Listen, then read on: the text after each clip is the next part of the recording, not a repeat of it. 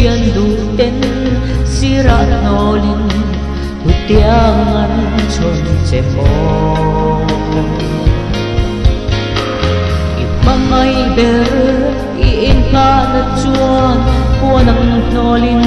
aphat san chemo rai ra fanga ichilai lente musik le diria ituar chinem maria kadam chu ko har mangin mangai ture itong lo emni eng lai pu a nang ma khir ren tu isuan apangai che olo dai ro lalpa nang tangai che kathang mam thei lo kho fe la hia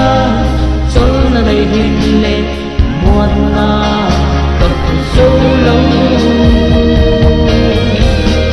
ring al sugla ipne karum pan che tadam lai ni de kin hunin hirap mo ya shuai ro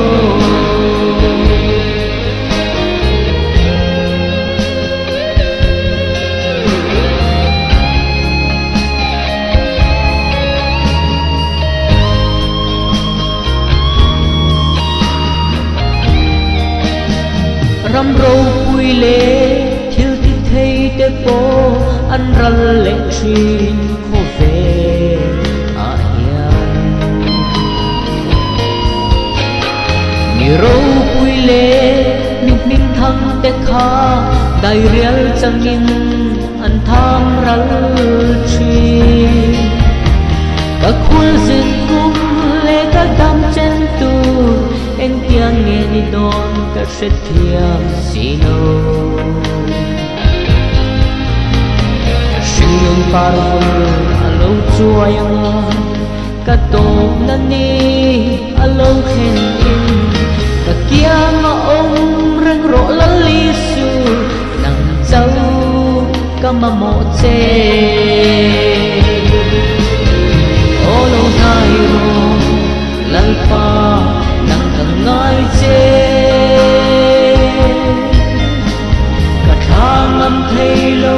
kho fe la hia chol na dai hin le